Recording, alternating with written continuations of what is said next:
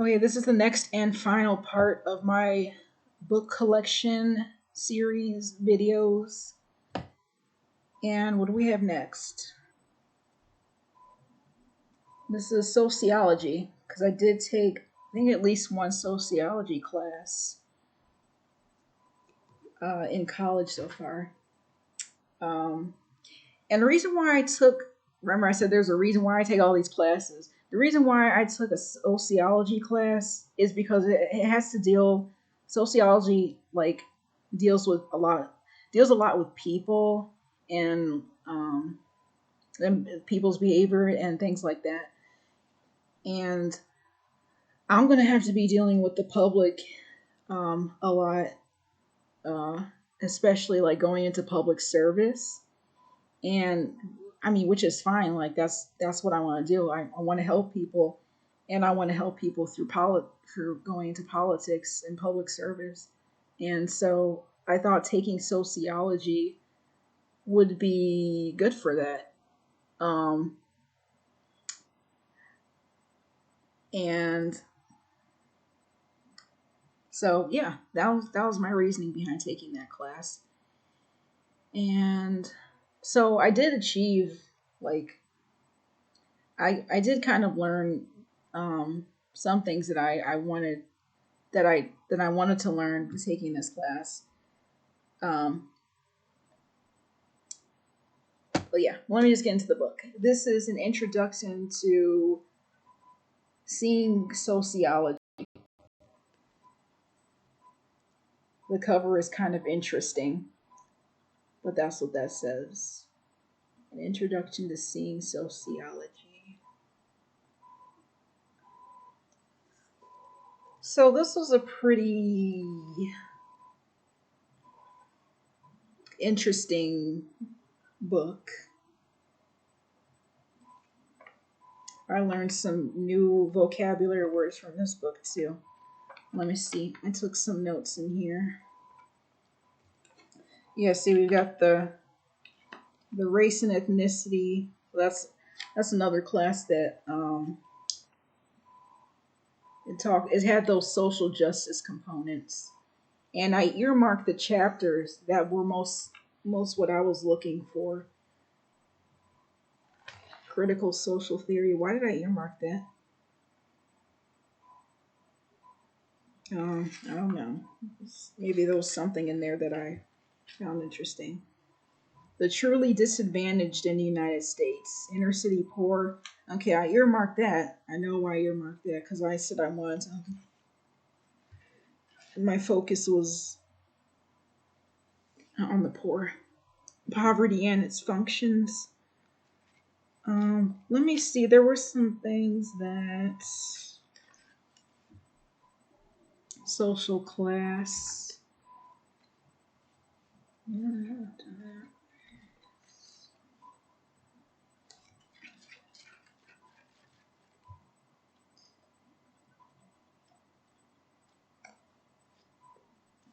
Global social theories.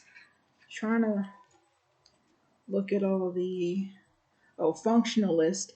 Okay, see, like with criminal justice, there were like certain themes centered around sociology that I took note of. I think this is one of them. Functionalist perspective. There were different perspectives that and theories. Well, actually, I just skip right past that. Let me define it. A function. Well, I know what a function is. What's the functionalist? Okay, maybe it'll tell me. Okay, here it is. Functionalists ask, how is social order in society maintained? Their answer is that social order is possible because all the parts of society contribute to order. Functionalists see society as a system of interdependent parts. To illustrate, they use the human body as an analogy. The human body is composed of parts such as bones, ligaments, muscles, a brain, a spinal cord, a heart, and lungs, which all work together in impressive harmony. Society, like the human body, is made up of interdependent parts such as schools, automobiles, sports teams, cell phones, funeral rites, laws, and languages. Like the various body parts, each of society's parts performs a function. So that's the functionalist perspective.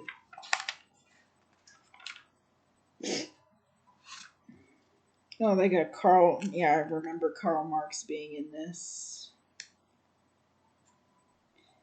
He talked about class conflict, the bourgeoisie, the proletariat. See, that's another thing with taking these college classes, that you get to like learn all of these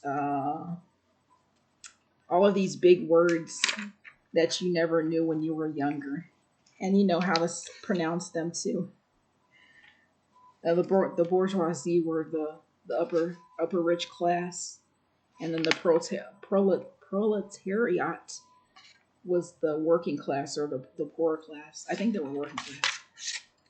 Um, what was okay? I got the functionalist perspective.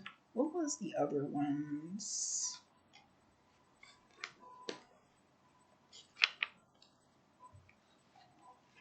You know what would probably make this easier if I go to the table of contents, because I'm not finding the answer by just leafing through this book.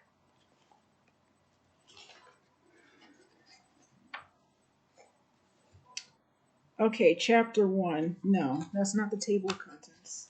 Okay. Sociological imagination, culture, socialization, social structures. Uh, Social stratification. Is that what I'm looking for?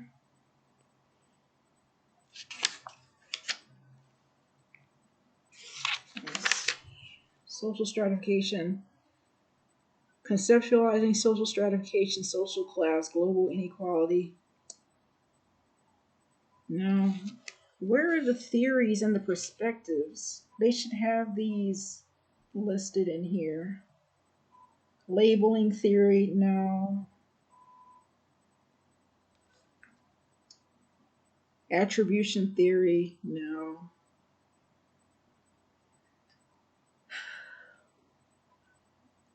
I probably have to go back into my notes. You know what? That might be. Maybe I might make a video on my notes. If you want that, if if you want that in the next video, I mean, I can do that. Or I might make one anyways. Oh no. My notes, like, they're a reflection of the textbook, but they're also, what makes my notes more unique and different is like it comes from the professor's own mouth. Like it comes from like their own knowledge. Sometimes they stray away from the textbook. Like they don't just teach directly from the textbook. Like they don't teach like on a podium and just read page after page of a textbook. I actually had a professor who did exactly that. It was just so weird because I've never seen that done before. Like he literally taught directly from the textbook every single day until the whole textbook was done. And I mean, um, it worked for me. I was just I don't care how they teach as long as they teach and I'm learning. But I'm still taking notes and following along.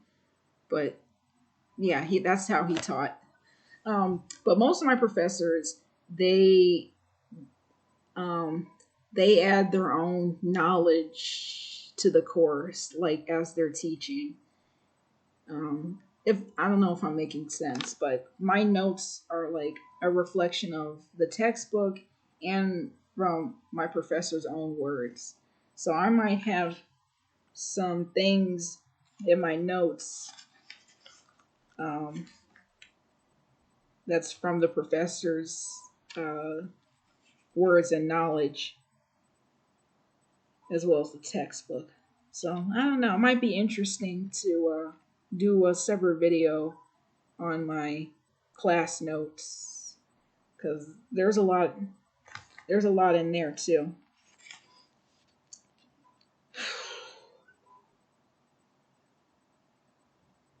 Here it is. I think this is it. Hold on. Okay. I don't know why this is under race and ethnicity though. Applying theory to three perspectives. And I think that was it. Because I already have functionalist. Let me go to page 298 and see if that's it. If that's not it, then I'm just going to move on to the next one. Because I was 10 minutes. That's not so bad. We'll see if I can make this video under 20 minutes. I probably won't be able to, but I'll try. Okay, page 298. My space is so limited here.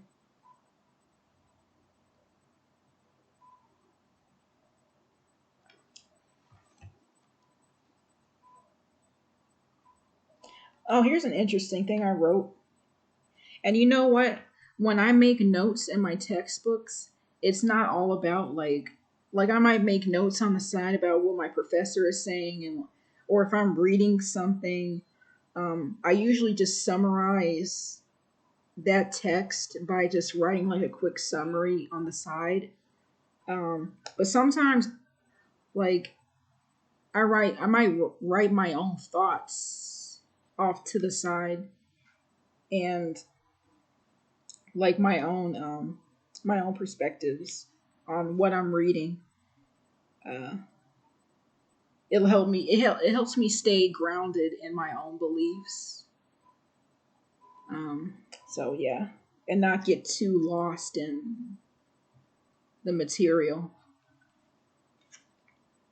because I need to stay balanced in like my own beliefs as well as the curriculum.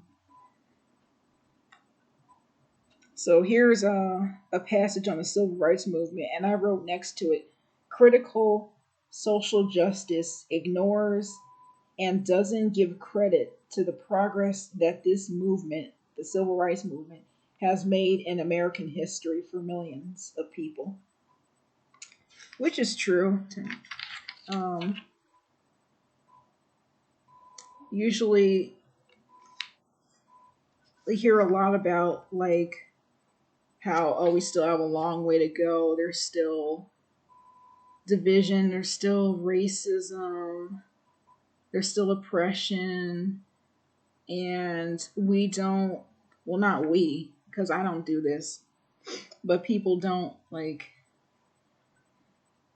or I should say the left, not everybody, but the left mainly does this. They don't give credit to the people who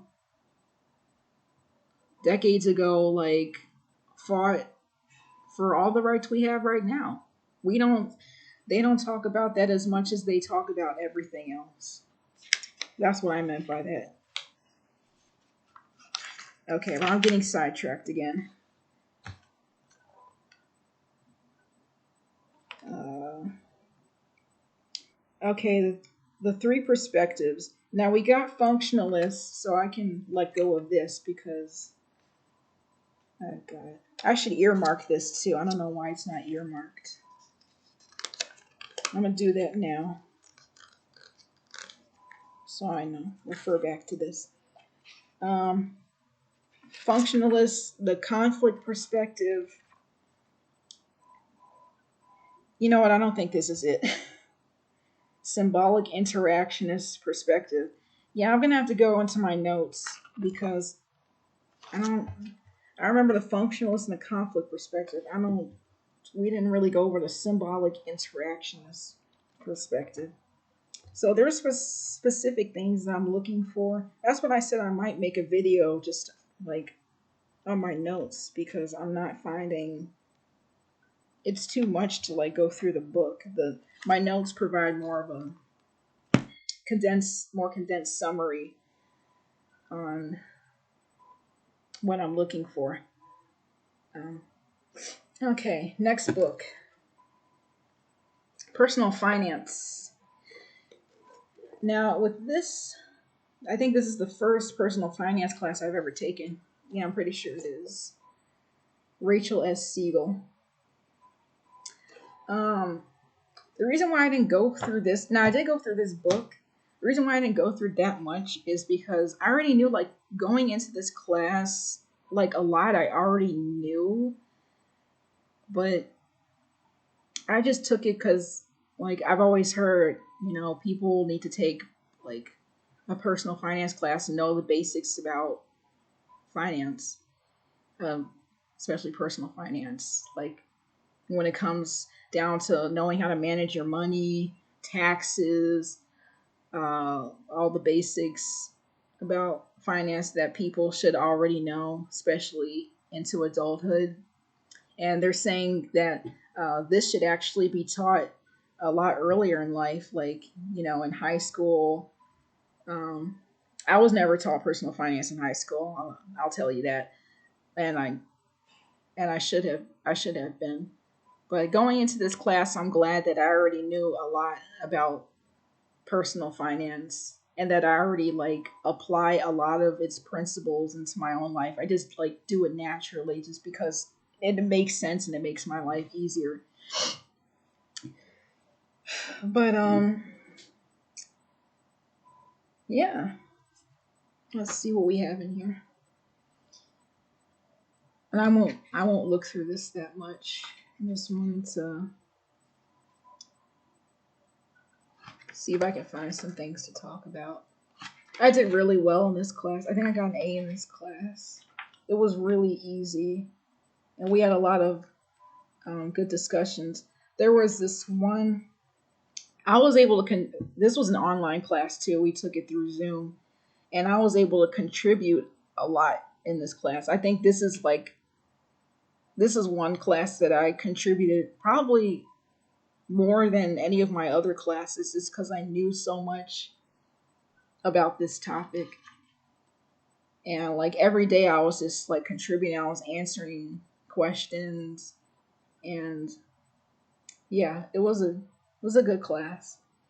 And of course, there were some things that I learned that were new. I mean, that's in every class. I don't know everything about every subject. I learn new things in each class, which is good.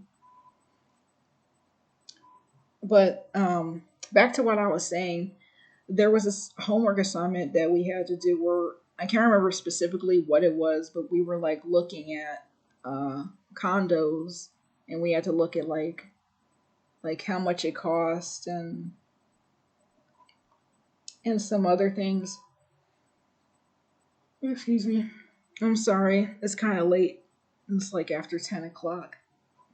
I've been doing these videos for like several hours, but that's fine. I'm having fun. I hope you guys are too. I don't know if talking about textbooks is probably not fun to like most people, but I think like some people will be able to like share my interest. But what was I saying?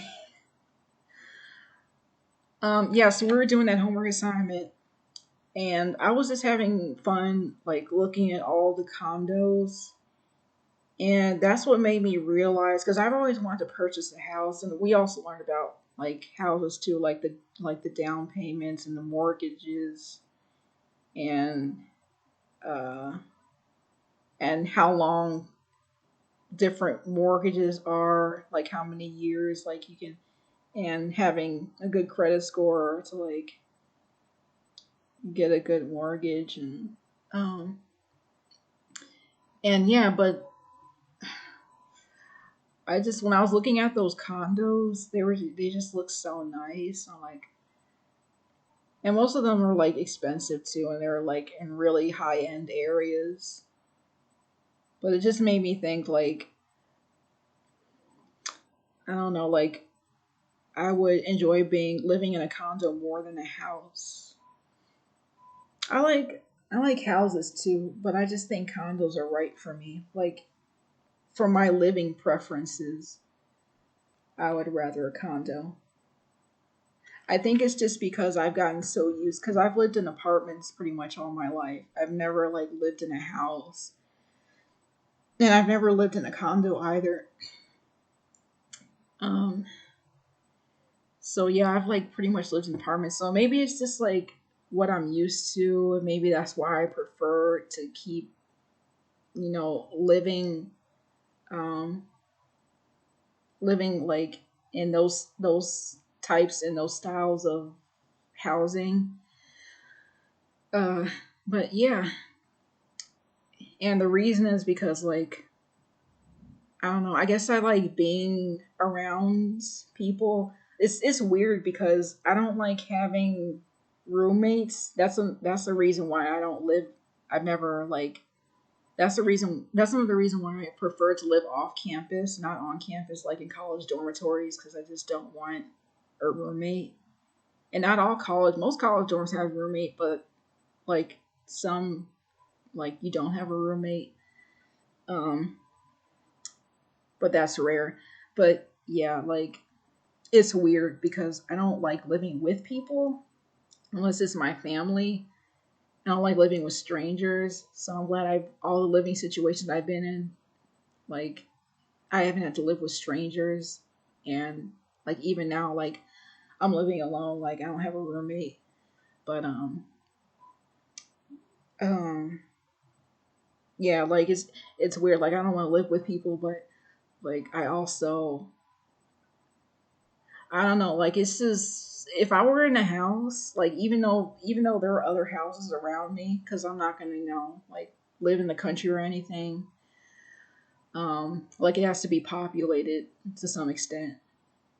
It's too much space in between for me. Like I would just feel kind of lonely, and I like being alone, but like not all the time. I don't know if I'm making sense, but like I just like living where there's other people around me.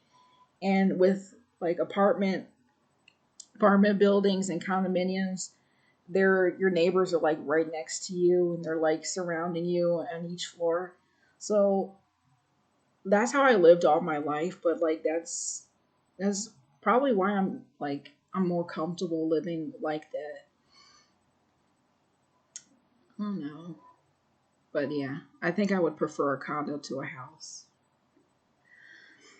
My preferences change as I get older. But yeah, personal finance.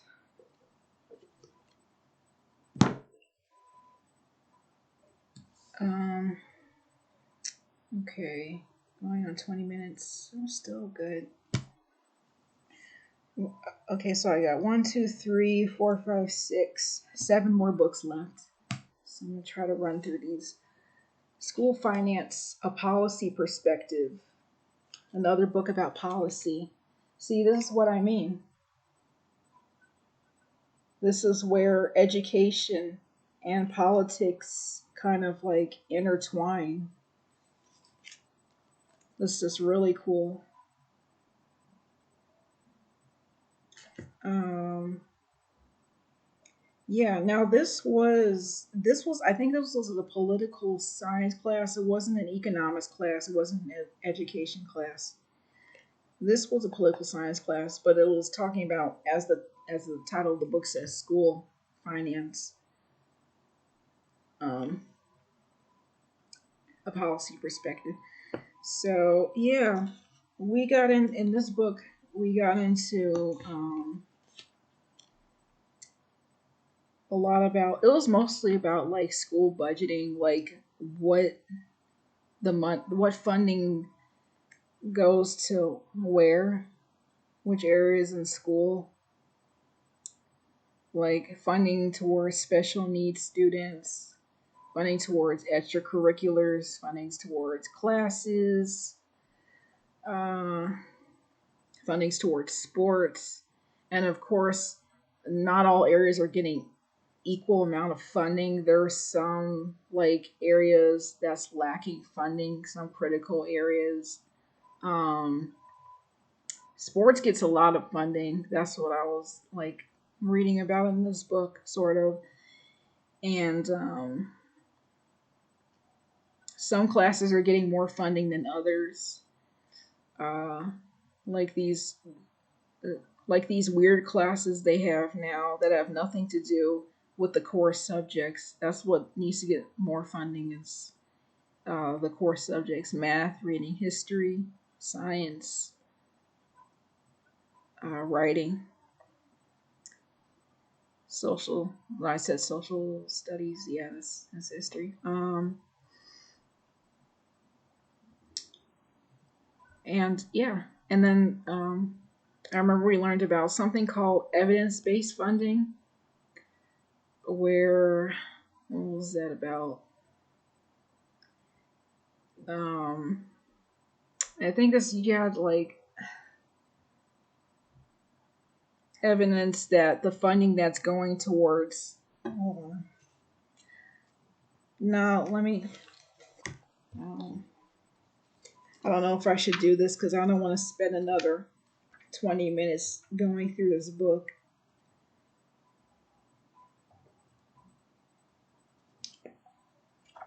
So to save me time, that's why they have the index or the no, not the index, not the references.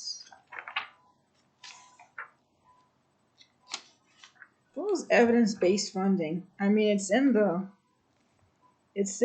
name itself. Okay, here's the glossary. Should be able to find it in here.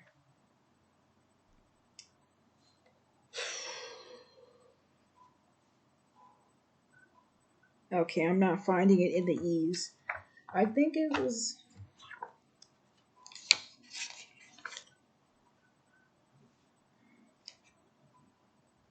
This is probably what's taking up the most time is like trying to find these definitions. That's probably what's taking up all this time. But I'm trying to like give you a sense of where is it? Evidence-based adequacy. I don't think that's okay. Um, okay, so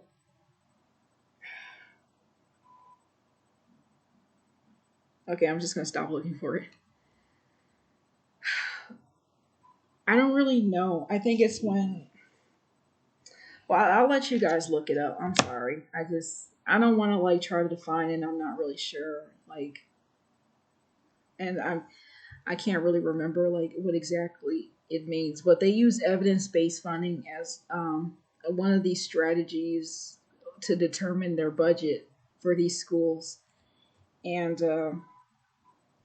it was also talking about how like some schools like in poorer areas they don't get a lot of funding compared to like private schools or schools in like um, wealthier areas and wealthier districts. Oh, and what determined how much funding these schools got were their test scores. So if their test scores were good, then these schools got more funding with the better test scores. And I think that's fair. Like, why is the government gonna give like failing schools money, and they're not doing anything to like improve their students? That's just a waste of money. Well, I believe that there should be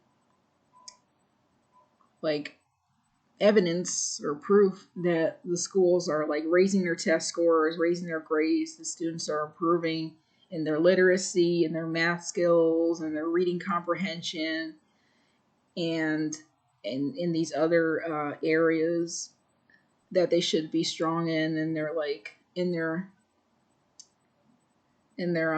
computer literacy before they get more funding. Because if these schools are getting this money and they're just not doing anything to help their students, and that's where the corruption comes in too. Some of these schools are getting money and it's going directly to the administration, uh, and it's not going towards the students, or very little of it is going towards the students. So that's another issue. So um, that's what we were talking about in that class. uh, It was a very important class. But yeah, so I guess that it's that policy perspective too. Um, so I guess where the policy would come in, like if I were um, if I were in charge of the policy or in some parts of the policy as in, with school finance, I don't know what strategy I would implement. I would like I would probably continue doing like some of the things they're doing now. Like I would say I would say yeah, if you want more funding, if you're begging for all this money, like you need to show us that um like you need to show us that you're gonna like take advantage of like this financial help from us by putting it towards the students, or else like you're not gonna get any more money, or else or well like there'll be other consequences. Like I don't know if taking funding away would help that situation. But there's a lot of options to consider. Okay, evolution and prehistory, the human challenge. This was an class I took on evolution, not a political science class, of course. But the reason why I took this class is because I just wanted to learn more about evolution. I was curious about it. I already like knew some stuff about it. Um, Also because I wanted to be able to argue against it. So I can't argue against things that I don't know about. So that's another reason I took this class. There were some really like ridiculous things that I learned. Um, I use that term very loosely, learn, because I didn't really like. I'm not sure how much I learned in this class. I mean, I learned more about evolution, definitely. That's pretty much it. Like, it doesn't teach me how humans. I mean, from their perspective, they're saying that humans started off as like fish, and then the fish grew legs and arms. I don't know how fins turn into arms and how fish grow legs when they don't have legs to begin with. And um well, no, we didn't start off as fish. What was it? I think it was it a bacteria? Why does evolution even exist? This is so ridiculous trying to explain this nonsense. But yeah, we grew like legs. The fish grew legs and like arms, and then they got out of the water. They started walking on land. Well, not walking. I don't. Um, I don't know, guys. I don't know. If anybody believes in evolution, I don't know what to say. Anybody watching this like believes in this theory, I don't know. I think yeah, anyways, so yeah, they got on land. I don't know if they're walking on all fours because we didn't according to them, we didn't become bipedal until we like evolved into apes. But I think that was the transition from the fish to the I think it was from the fish to the ape to the monkey. I don't know. I don't know. Or maybe it was a bird or an elephant. I'm having too much fun with this. Um, yeah, I don't know. We learn about some crazy stuff. But I did what I did with my other classes. I took notes and yeah. We actually had to take a field trip, not like as a class, but individually. We had to go to the zoo. I think it was the Brookfield Zoo. I'd been to I've been to that zoo before. But I can't remember the name. But it was the zoo, and we had to look. It was an assignment we had to do on the monkeys. And yeah, we had to answer some questions. We had to go to the monkey exhibit. And I hadn't been to the zoo in years, so I was like, oh, I really don't feel like going, but I need to do this assignment. But once I went, like, I didn't regret it at all. Like, it was kind of nostalgic for me because I haven't been to that zoo since, I took a field trip when I was like really young. And I was going around like, some familiar areas that I'd been to before. I was like, I remember this area. I remember this exhibit. I remember this. Um, but yeah, the monkey enclosure, it was inside. And I was like, it was really like, it was fascinating, like looking at the monkeys, just because, like, I mean, I won't deny they do look really similar to our species. I don't know about them sharing 99.9% or however many, how much of their DNA they share with us. I don't know all that, but, and I don't know about us evolving from apes, but I do know that they share a lot of like physical characteristics to humans, and it's just like really cool to see like how they interact with each other, and even how they interact with like people outside. I see all these YouTube videos of like people interacting like with the monkeys, like showing them things, and like, it's pretty cool.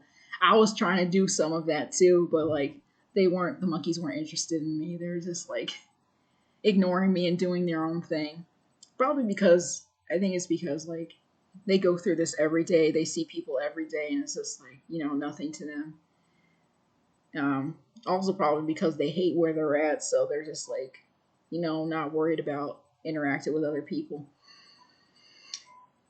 But yeah, I think it was kind of fun to like, see. I think I saw like um there were some people like taking video of this one monkey. I think they were like doing something with some sticks, or they were doing something where it was like, it involves some level of higher intelligence for them to do. So I can't remember specifically what they were doing though. But I went there, I took my notes, I did my assignment, passed the class. I think I got either an A or a B in this class. But yeah, as far as the crazy stuff that I was learning, I'm not sure if I'm ever going to take another evolution class. I know that much, but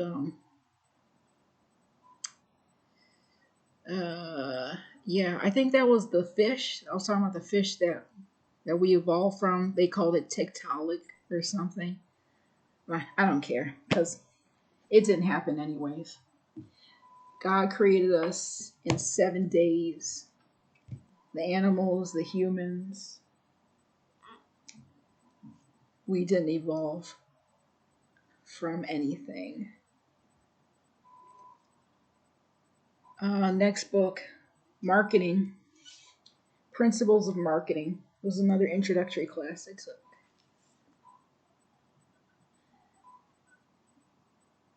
Now, you know what? I'm not sure why exactly I took this class. I think I was just I think I was just curious. I don't know. It doesn't really have it has doesn't really have anything to do with politics. I mean, maybe some of it might be. Not anything that I learned. Um, yeah, I was kind of knowledgeable about this, but yeah, most of it I wasn't. This was like the easiest online class that I took because, like, literally all of the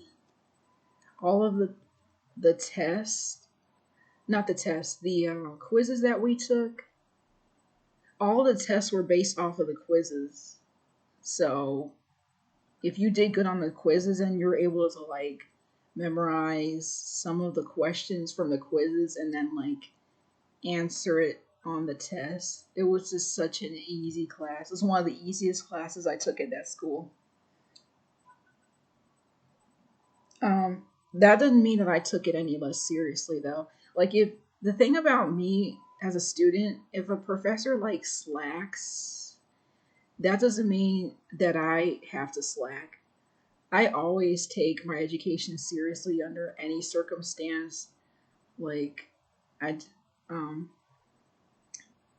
because all knowledge is important to me, and I'd be doing myself a extreme disservice if I didn't take it seriously. Oh, here's another good book.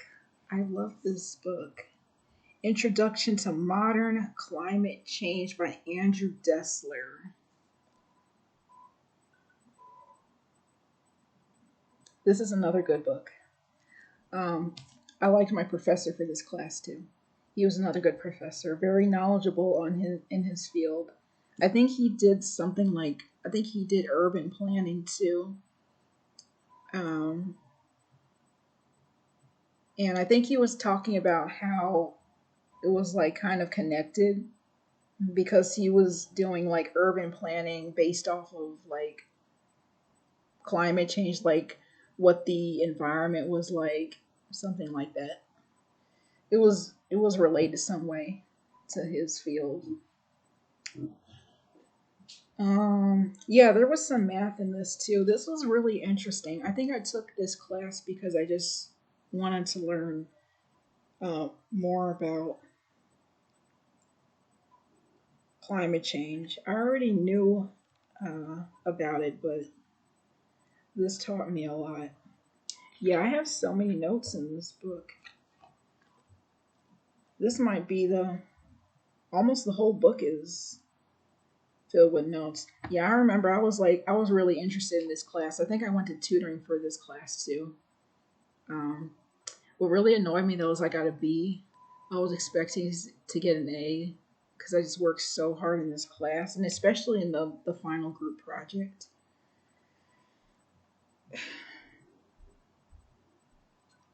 That was one of the hardest projects we had to that I had to do too. Like we had to do like this long, extensive paper, and then we had like PowerPoint, the long PowerPoint presentation that we had to do. That's why I'm glad there was like three of us working, because I couldn't have done all that by myself. But yeah, let me see.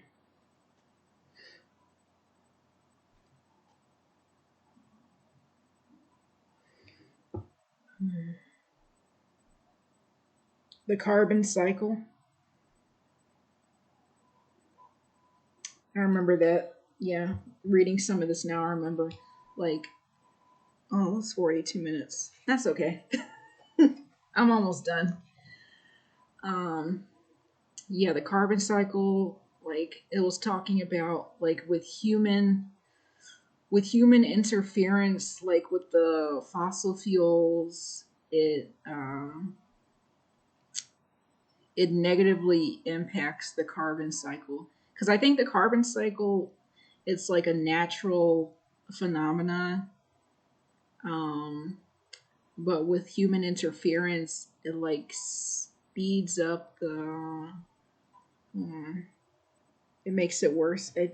Hold on, let me see. I know it messes it up. I'm trying to see like. Okay, here it is. Hmm, hold on.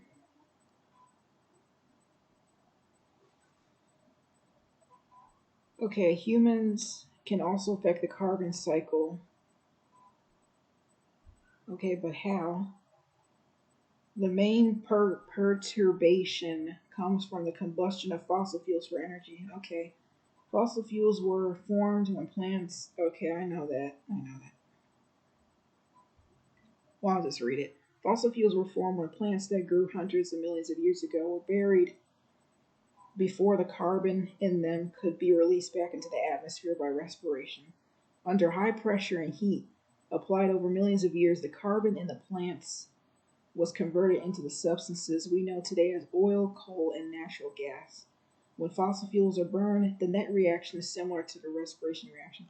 Okay, but how does trying to see how the carbon cycle this affects the carbon cycle?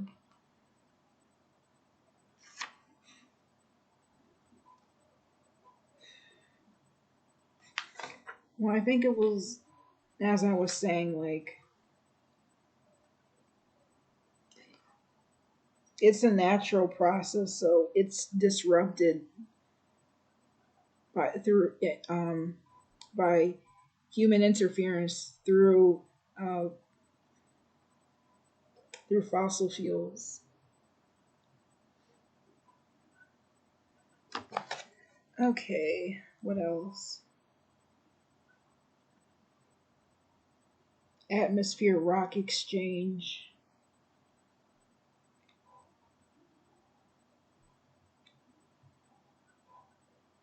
Trying to remember if there were any interesting facts I learned in this class. I mean, there were a lot of it. Like my whole book is like marked up with notes and underlining. It's hard to find just like one thing that because there's oh no, yeah, the carbon cycle. That's what it's called.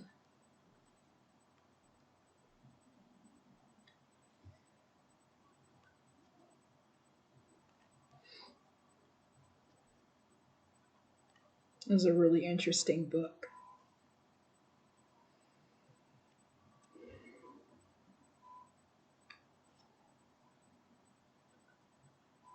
Photosynthesis. Oh, black body radiation. I remember when I got this. Wavelengths.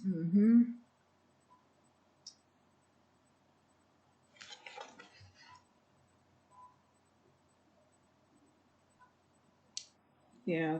What is black body radiation?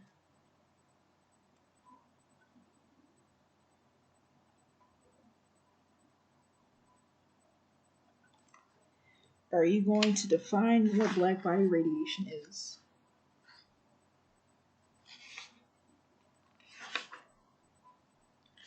I think it's the radiation that you can't see. Oh, the Stefan Boltzmann equation. That's,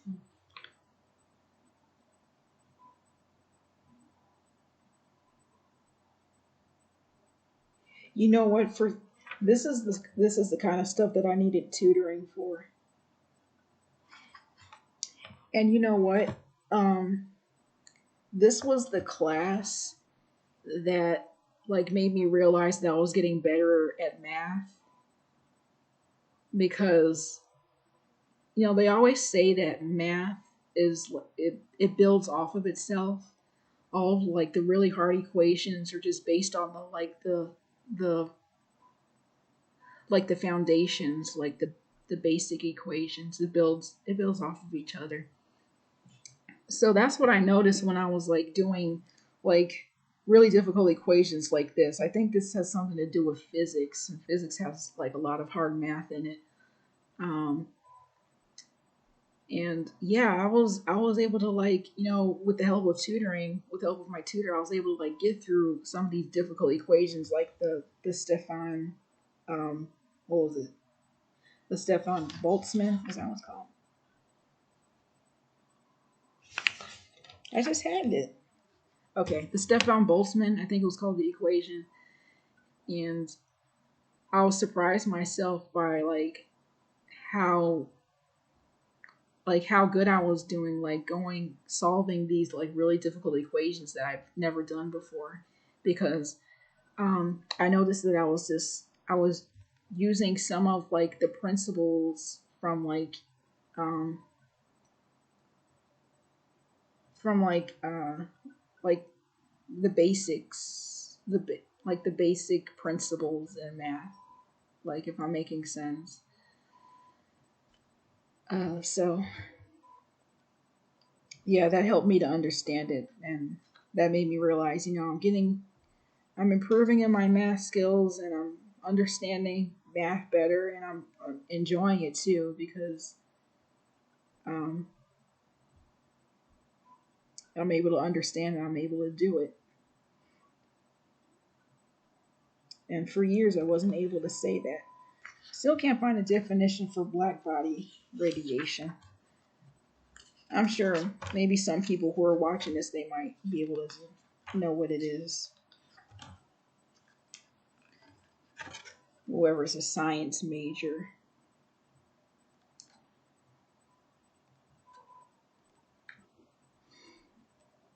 Okay, I keep getting stuck on one book. It's just like, once I find one of my favorite books, I can't stop.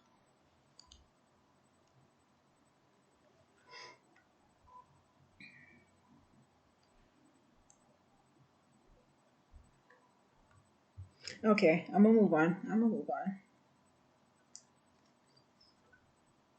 I'm just trying to find something that. Okay. Yeah. Marketing did that. Evolution. Ooh, it's another good one. The Art of Public Speaking by Stephen E. Lucas.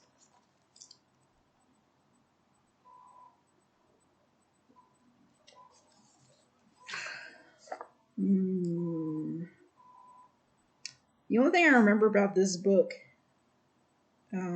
there were some techniques in this book, and I think I earmarked it. I'm gonna start applying that to like when I do speeches. I'm gonna start applying those because we had to create like we had in this class we had to give like some speeches about like a specific topic that we chose. We have to stand in front of the class and present our topic because it's public speaking. So we did that a few times throughout the semester. But there was a specific technique that was mentioned in the book and that we used in our outlines before, like to help make our speech. And I can't remember offhand what that outline was. Oh no, wait, I think I. No, I don't remember. So I'm going to go back and see. But I'm just going to leaf through this really quick because I know I have it earmarked in here.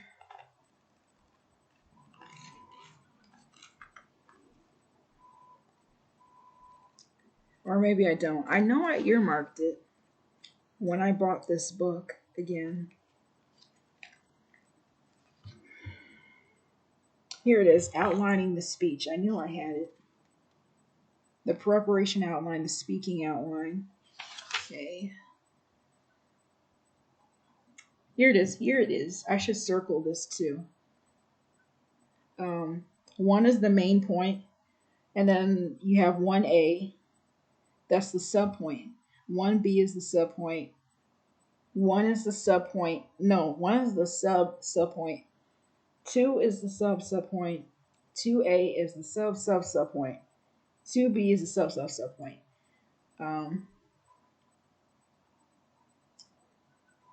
Then you got Roman numeral 2 is the main point. Then A is the subpoint. And then 1 under A is the subpoint. And then 2 is the subpoint. B is the subpoint. 1 is the subpoint. And 2B is the subpoint. I know this sounds like confusing because like it's not in text in front of you and I'm just reading from the book. Let me turn the book around. It was kind of confusing when I had to do these outlines in class. I prefer bullet points. That's the easiest for me. Like when I'm doing notes for my videos, when I'm doing research, I write on note cards and I use bullet points. I don't use the 1A because that just becomes confusing for me. It doesn't make things easier. It just confuses me more. Because I don't need everything to be that organized. Like I don't. I think it's different for people. For some people, this system might work, but for me, it doesn't really work. Where's my pen? I said I would circle this because I might start.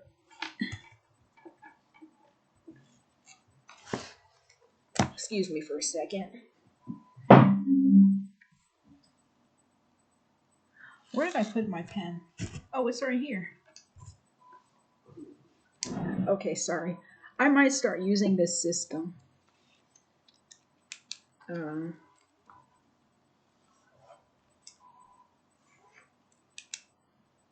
because I haven't used it much. I don't know. But I'll turn the book around so you can see what I'm talking about. So here's the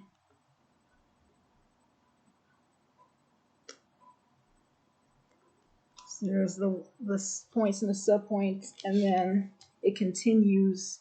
I already circled it. See where I circled it? That's where it continues. So that's the outline. That's the outline that we had to do when we made our speeches, whatever our topic was, and whatever our subpoints were. We had the main topic, and then we had the like subpoints, like supporting our main topic. We had our supporting points, and that's the outline that was supposed to help us create our speech. Only it didn't, like I said, it didn't help me much because that's just not the system that I prefer to use. But I might try it in the future. That's why I made a note of it. Okay, 2 more books. Then we'll be all done with my book collection.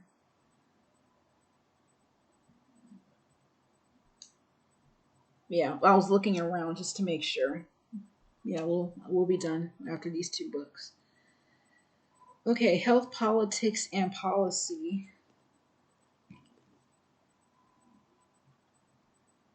I took this class because I wanted to learn more about the healthcare system in this country because healthcare that's like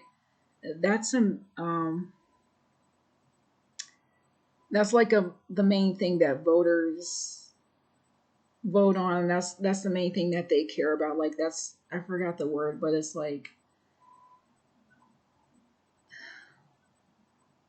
I'm forgetting a lot of words in these videos. But that's what a lot of voters, when they're like choosing, when they're voting for a candidate, uh, that's what they want them to talk about. That's what they want them to focus on is healthcare. And I can understand that because it's ridiculously expensive in this country. And then they talked about issues with accessibility and how a lot of people don't even have health care. Um, and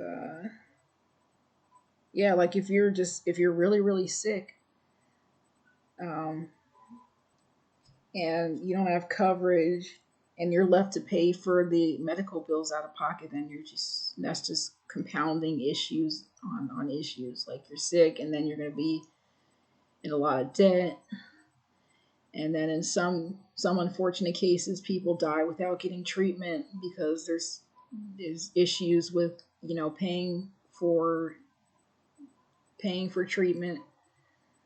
Um, so yeah. Um, Learn more about healthcare in this class too, and it's health, politics, and policy. So we see that connection again with healthcare and politics. Um, and yeah, anything else I can add to that? I mean, I understand that it's really expensive, but when it came to the accessibility, and of course, like a lot of people want free healthcare, just like with free education, they want like free healthcare. And again, there's an issue of like where that money is going to come from. Then they want to expand access to. They want to expand Medicaid in some states. But for me, it was like once I got off of my parents' insurance, or once I got off my dad's insurance, it was like, and I got my own insurance. Like it wasn't really hard for me to like apply for Medicaid, and then I got approved because I obviously needed it. And yeah, so I'm not sure where the issues with accessibility is coming from. I mean, as long as you're able to apply for it, and like where to apply for it, I mean, you shouldn't have an issue of getting some type of coverage. But I definitely understand why it's so expensive, and why there's a lot of discussion about that, and why there's talks about changing that. As our last book to end the series, another criminal justice book. We're ending with criminal justice. This is Criminal Law. It's weird because I think I have 3 criminal justice books, but I know I think I took more than 3 criminal justice classes, or maybe it was 3, because I took some at like both of my colleges. Did I take criminal justice at Roosevelt? Anyways, here it is.